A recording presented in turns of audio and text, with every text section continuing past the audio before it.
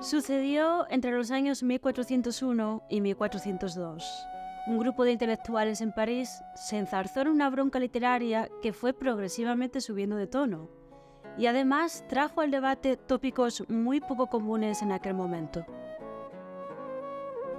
El debate fue alrededor del poema alegórico El romance de la rosa, y en la disputa participaron dos bandos enfrentados. Por un lado estaban los defensores del romance de la rosa y en el lado opuesto se encontraba el sector más crítico con el poema.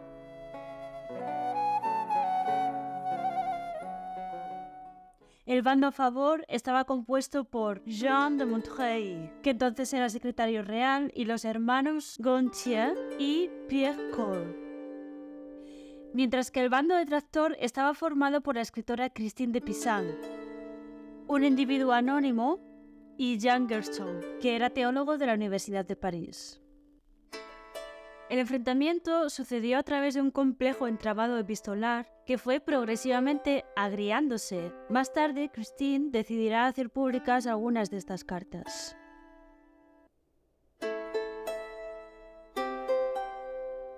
Lo importante de esta discusión es que podemos ver algo bastante inusual en el momento. Esto es, una mujer autora defender su voz en un ambiente bastante hostil a la opinión femenina. Además, a nivel individual, este evento fue de gran importancia en la carrera de Christine. Por un lado, se ganó el respeto de muchos de sus compañeros, y por otro lado, fue una especie de ritual iniciático en la vida de la autora. A pesar de que sus interlocutores intentaron sistemáticamente ningunear a Christine, ella reutilizó este mal trago para consolidar los temas que más tarde ocuparán buena parte de su producción literaria. Antes de entrar de lleno en la discusión sobre el poema, veamos cuáles son los puntos tan polémicos en el famoso Román de la Rosa. Por si no lo conocéis, es un poema alegórico que reflexiona sobre el amor, con todo lo que ello conlleva. Porque al reflexionar sobre el amor también se inculcan algunas perspectivas sobre las relaciones entre los hombres y las mujeres. Efectivamente, el Román de la Rosa no contempla otro tipo de relaciones. El texto completo fue escrito en dos etapas por dos autores distintos. Los 4000 primeros versos fueron escritos por un autor llamado Guillaume de Logis en 1236. Lo que él nos cuenta en estos 4000 versos es la historia de un joven poeta que tiene un sueño una mañana de primavera. En su visión onírica, el poeta entra en un bello jardín donde se encuentra con numerosas alegorías y personificaciones. Hasta que finalmente sucede, el joven poeta se enamora violentamente de una rosa. A partir de este momento, el poema se centrará en los esfuerzos del poeta por arrancar la rosa. Se entiende que arrancar la rosa es una metáfora sexual. Contaba para ello con la ayuda de alianzas como la esperanza o la cortesía, pero existían también enemistades como los celos o el miedo, que en realidad no eran más que distintos estadios en el comportamiento femenino. La rosa y el poeta tuvieron algunas interacciones y para salvaguardar el honor de la doncella fue definitivamente encerrada en un castillo. La cuestión es que Guillaume de Logis deja su poema incompleto y unos 40 años más tarde, Jean de Meung retoma el Román de la Rosa y añade otros 18.000 versos. El segundo autor llegó con una perspectiva radicalmente distinta. Si la primera parte defendía una visión del amor más caballeresca, la segunda parte tenía una visión más cínica. Si la primera parte representaba los valores un poco obsoletos de la clase aristocrática, la segunda parte representaba la visión de una clase burguesa, urbana y universitaria. Si la primera parte era más ritualizada y mística, la segunda parte era pragmática y lógica.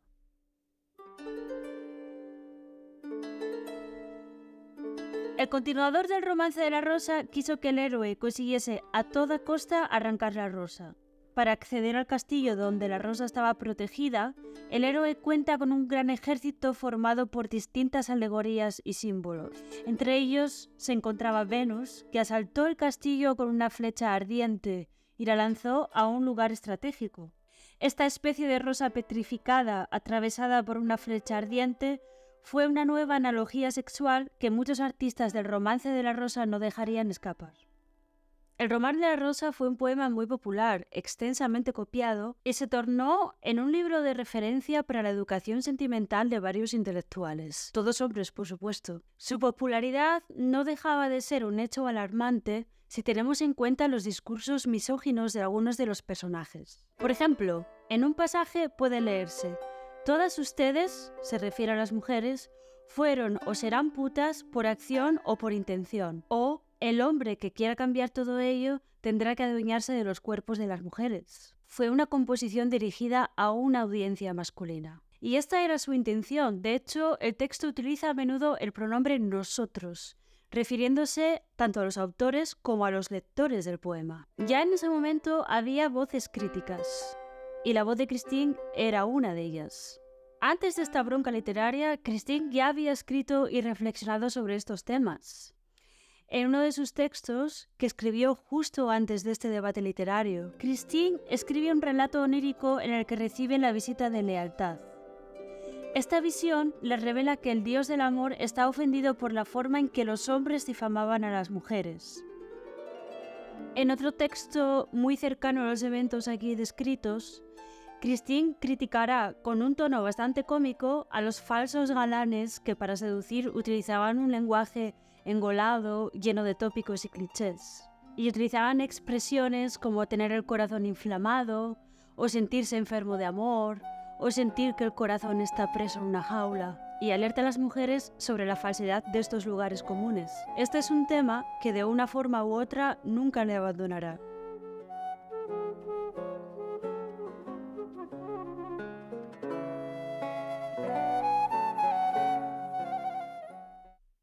¿Cómo comenzó la famosa disputa? Pues como comienzan muchas cosas importantes, a través de una simple e inocente conversación. Supuestamente fue a finales de la primavera de 1401, cuando Christine de Pisan se encontraba charlando animadamente con Jean y una tercera persona. Jean comenzó a elogiar, quizás en exceso, el Román de la Rosa. Y Christine le respondió con el típico argumento: «Este poema está sobrevalorado». Unas semanas más tarde, Jean envía a Christine el tratado que él mismo había escrito en defensa del poema El Román de la Rosa.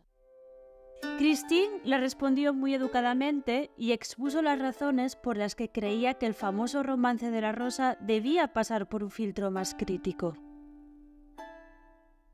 En primer lugar, Christine tenía una vocación didáctica. Como escritora, para ella un texto tenía que tener un propósito, y este propósito tendría que ser preferentemente edificante. Ella literalmente afirmaba que el Romance de la Rosa simplemente no era útil. En el fondo, la escritora creía que se le daba demasiado empaque intelectual a un contenido, al fin y al cabo, un poco simple. Además, ella pensaba que muchos hombres encontraban en este poema la excusa perfecta para una vida libertina, aunque lo peor para ella era el retrato absolutamente negativo que transmitía del universo femenino. Un retrato simple, monolítico y sin grandes matices. En sus cartas, ella reconocía que existían mujeres deshonestas, pero ello no implicaba que todas lo fueran. Además, de una forma bastante maliciosa, Christine de Pisan se preguntaba cómo era posible que un clérigo como Jean de Meun supiese tanto sobre mujeres lascivas.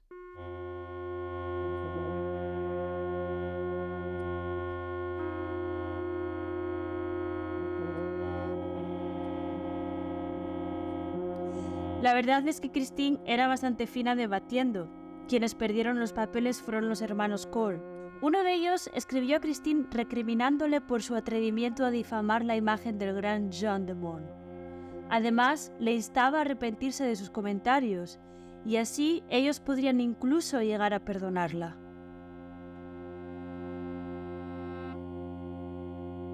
El debate del Román de la Rosa fue ganando publicidad y al mismo tiempo se fue recrudeciendo.